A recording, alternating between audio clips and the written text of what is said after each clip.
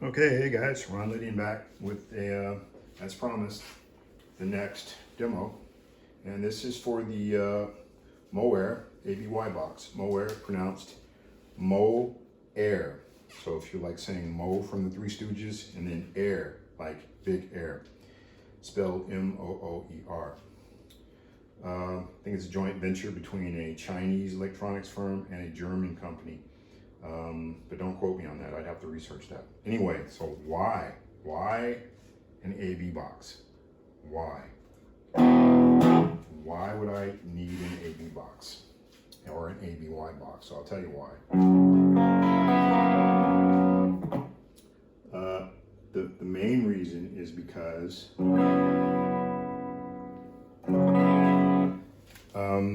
in the past when I played gigs, typically, and I think this is true for most guitar players have a couple of guitars they take with them, just in case.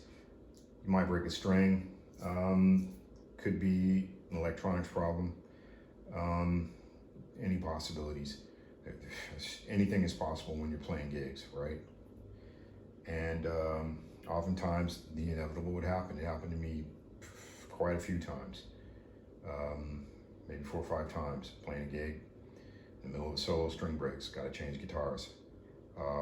The worst thing in the world is you gotta stop and you gotta do all this. You know, and okay, you can't really, yeah, there it is, yeah. You know, all of that, and you're there on the stage, and you know, it's annoying for the audience, it's annoying for yourself as the guitar player, as a performer. It's just a pain. This is definitely something I wished I'd had back in the day. AB boxes were fairly commonplace. I remember the first AB box I ever experienced was, I want to say that was probably back in the early 80s. But ABY boxes, that was something completely different. That was not something that was so often found in whichever guitar shop. And an AB box is obviously okay. You can switch between, so your input signal, single input signal, dual output signal. So in other words, say you got a clean amp, you love that amp's clean sound, and then you got a dirty amp. The dirty amp, it's not so great as a clean amp. So you have 2 amps. So maybe you got a Fender, old Fender Jazzmaster or whatever it was. Got that really fantastic warm clean sound, and then you got your Marshall JMP whatever with an overdrive in front of it. So you got an AB box, you just click on the button and you can switch between the two. ABY box, 2 inputs going in to 1 output. And what's cool about this is, so I'll just pan over real quick, you can see. So here's the other guitar connected to the Mooer ABY box. And then there's the guitar I'm playing, right? So say I'm playing, you know, whatever, I'm playing, right? Okay. So let's say I'm playing a clean part, whatever it is.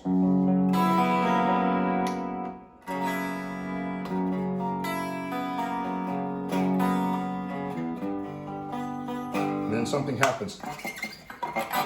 Oh no! What do I do? Well, I don't panic, first off, and I don't even have to pull the cable out of this guitar. I just put this guitar down, I set it down,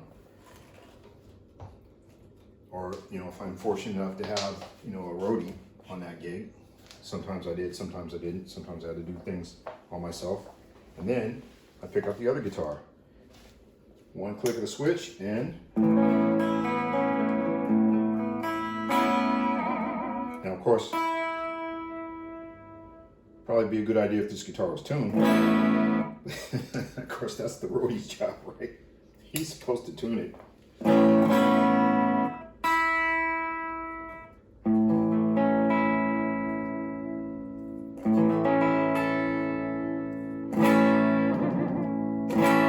In any event, you get my point. So with this, there's no need for me to yank out cables, run around like a chicken with its head cut off, panic, any of that. All I have to do is pick up the other guitar, one click of the switch. So here's this guitar over here. Now sitting on the stand, click the switch, and this is the guitar I'm holding.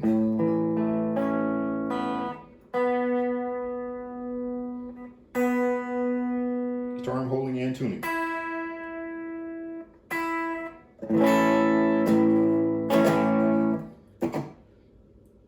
Great, absolutely great invention. It's true bypass. So let's test that, because you know when they claim it's this and that, I always want to test that to make certain. So all right, I'm pulling the AC. Okay, yeah.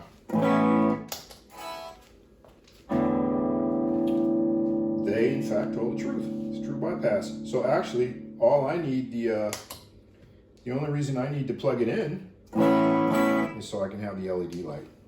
So it tells me one way or the other, but you know what? I'll just listen.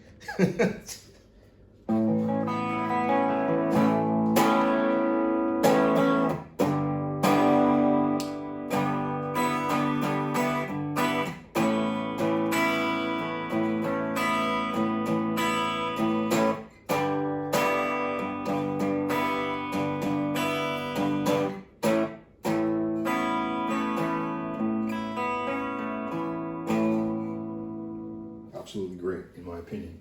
So now let's get a little crunch in there.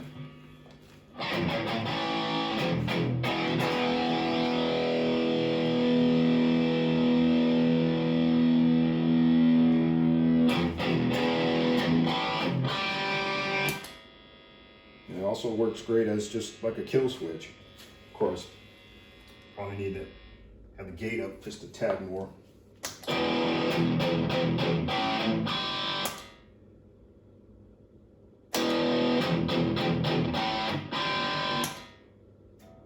And yeah, nothing. Of course, I don't think I would use it for that application. I mean, there's other stuff that's better for that.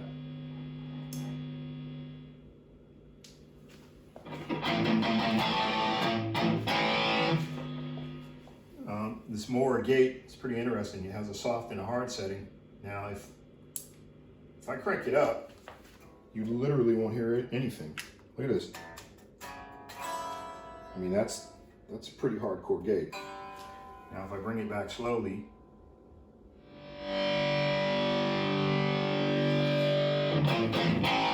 so 12 o'clock is pretty much right around where it kicks in.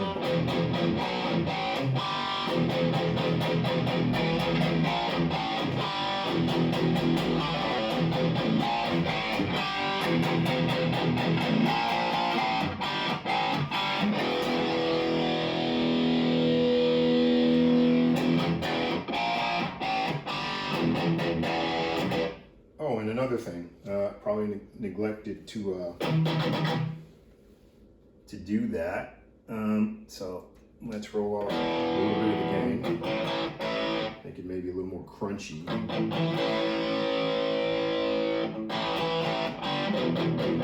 you can kind of hear the difference.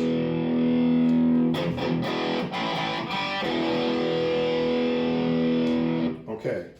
One of the things I forgot to mention about the Engel EB or E840, sorry, the presence control. It's got a presence control AB. So I'm on A.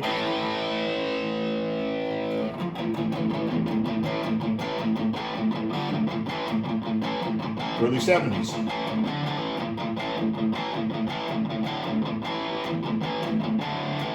Like, you know, early 70s hard rock and metal.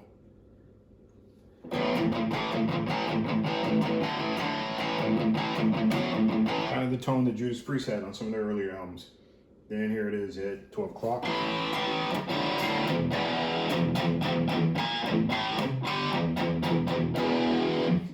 Me personally, I kind of like my presence between 7 and 8. So you want to say, you know, what is that? Like, let's say 1 and 3 o'clock. but for the sake of demonstration, I'll crank it. That's all. That's presence on 10. Not to my liking. I like to leave a little headroom in there. And also, switches AB. So here's B. Back to the early 70s.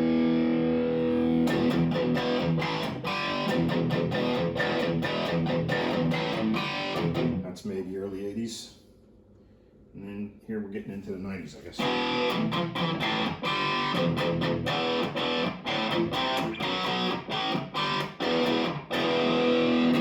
And it's more pronounced when you bring in more gain, obviously.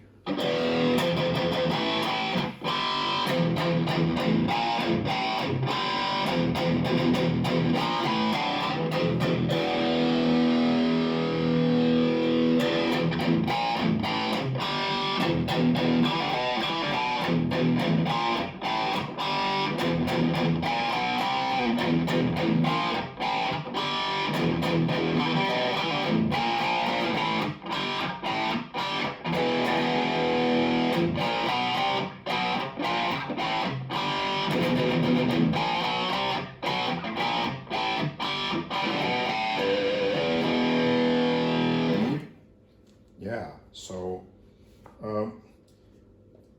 very useful device. I would highly recommend it if you're going to be using either two distinct amps to get two different kinds of guitar sounds, and or if you want to have two different guitars going in to your rig, whatever that may be, and you could just have it sitting there off to the side of the stage on a stand, and if something goes wrong, or if you're just changing.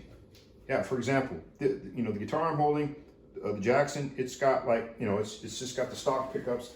Say, hey, yeah, I want to use the Charvel because it's got slightly different sound, and I want to use it this different sound for this particular song. So I just put this guy down, pick up the other one,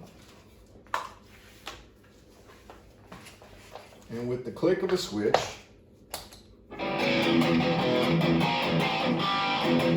I got my different sound.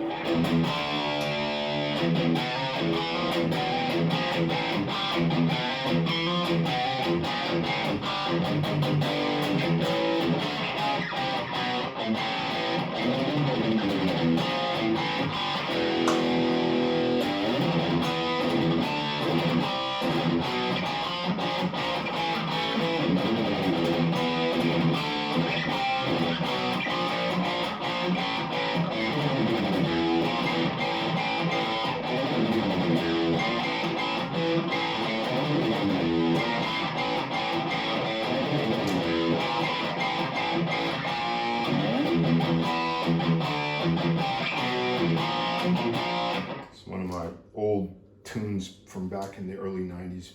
Everybody was like, hey man, you sound like Megadeth. I'm like, yeah, well, I was listening to a lot of Megadeth back then, so yeah.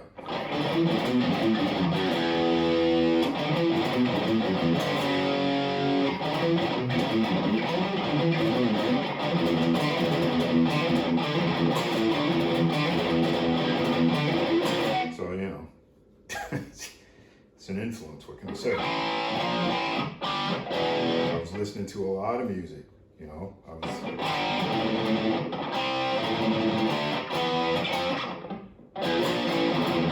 was listening to all kinds of stuff, it's just, when you write, it's sort of like muscle memory. So it's in there, and it manifests itself, and it's kind of like, all the same ingredients when you're making a meal, right? So if you're making a soup, a salad, or whatever, souffle, and it's all the same ingredients. It's just a question of how the ingredients are arranged, and it comes out. That's why sometimes people are like, yeah, you're copying and this and that. Well, not necessarily. I mean, yeah, it's obvious if somebody goes, and then like, whatever, 30 years later, some other band comes out and they're all,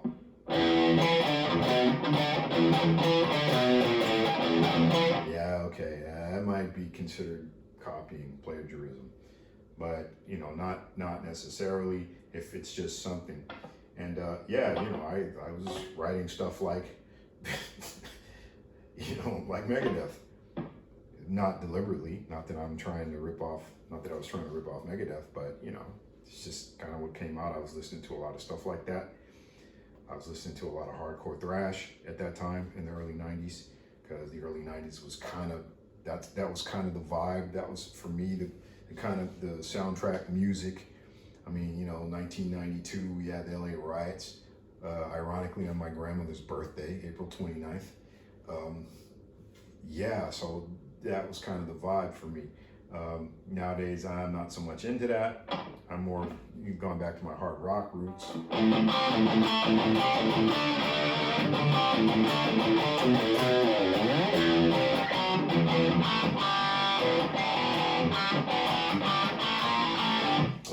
Like that really crunchiness now.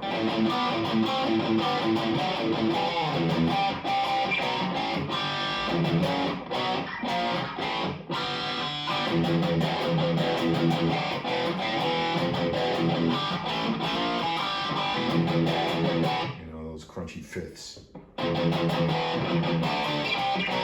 Fourths and fifths, nice.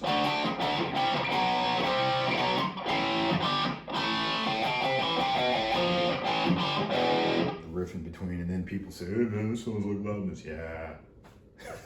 What are you gonna do, man? Can't win. But whatever. That having been said. So anyway, yeah, I highly recommend this. Like I said, I don't know if I'm pretty sure you can get these in the U.S. or North America. I can't imagine. I mean, if they're being manufactured in China, why wouldn't you be able to do that? Why would they only be available in Europe? Doesn't make sense. Yeah. But they are quite prominent here because the main vendor for Mooer products is Thomann, and Thomann has a presence in continental Europe and also in the UK. But I'm pretty sure that some of the online vendors, for example, like Musician's Friend, I'm sure, and also used stuff, or there's probably some guitar shop owners who are on Reverb who offer these. It's great. What did it even cost me? Did it even cost me 35 euros? I don't even remember, but it cost next to nothing. And what a great device to have. I wish I'd had this back in the day, and that would have saved me a lot of headache and a lot of stress. Yeah. So anyway, hope you enjoyed that. And please stay tuned for even more, because there's more coming.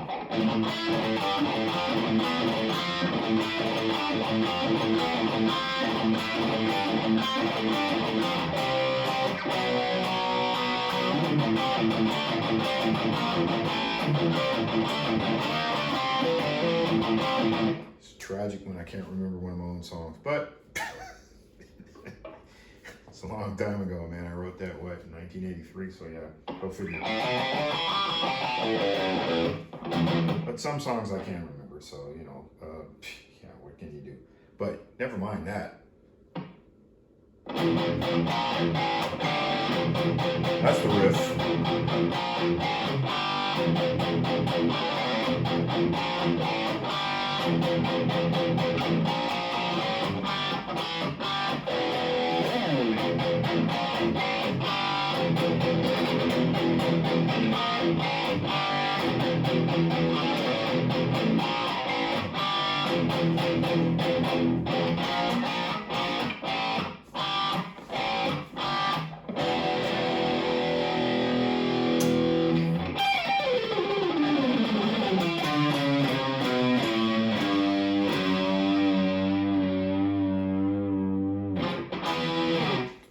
So that's been Ron Lydian with another one.